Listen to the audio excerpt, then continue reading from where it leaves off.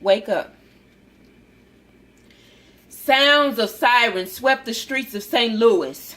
Men, women, young boys and girls from all around looking for ways to express their unstable emotions.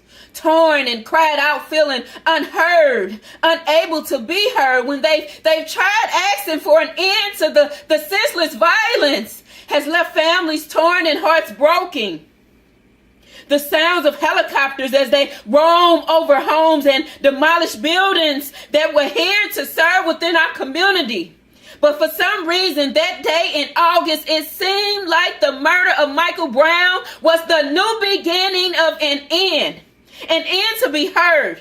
Although our voices have never made it out, yes, we've always had to act out in order to be heard.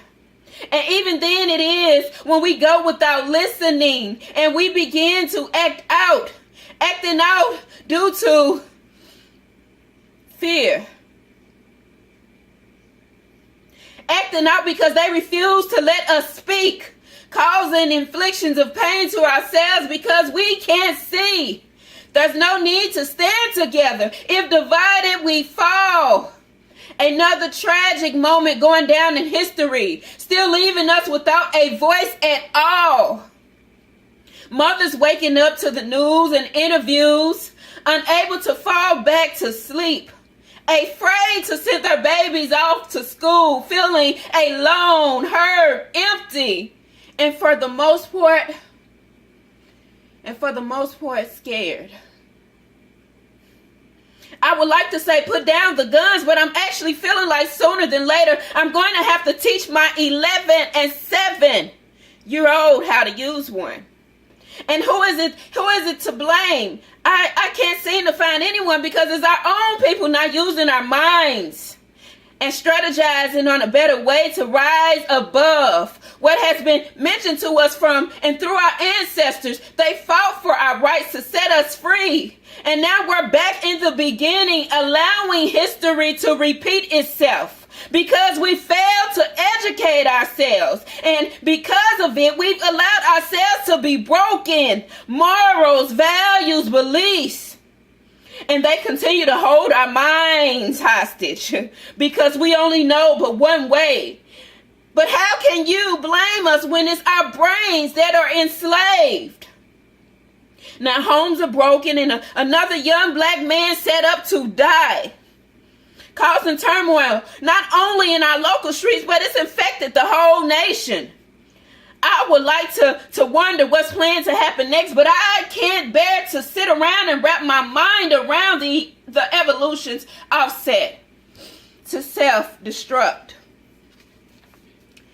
I just pray that we get our minds right, wondering what is it really going to take for us to wake up.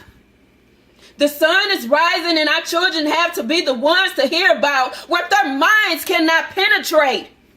How do you explain to your child the things that are going on and what it is that is going on and the things that are about to take place?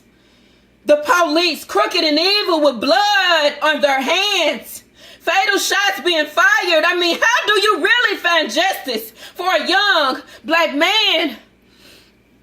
Ongoing interviews showing up on our TV screens, and it's sickening to know it's only a smoke screen.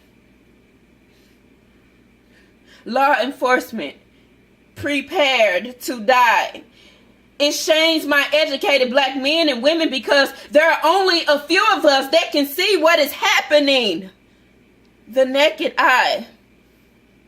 Protesters stand around and acting out as a way to seek justice, and families are crying out. What a shame to see what we have to deal with. Racism is and will forever exist until the enemy is called out to show his hands. The end of days are what we are faced with. People were up early with little to no sleep, sending their children off with resentment of the fact that sooner than later we all will be extinct. So why not stand up for what's right? Didn't our ancestors teach us that victory isn't won overnight? Sounds of sirens racing through the midst of the air.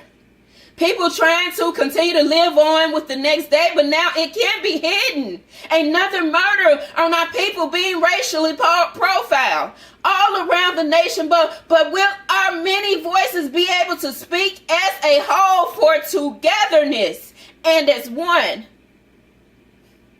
Rumors on the media, stop and be careful of what they are trying to feed to you. The revolution will not be televised. Which is the reason why for hours, even though we had flat screens to see, every moment that mattered went unheard and painfully unseen. The rapture is here. Wake up.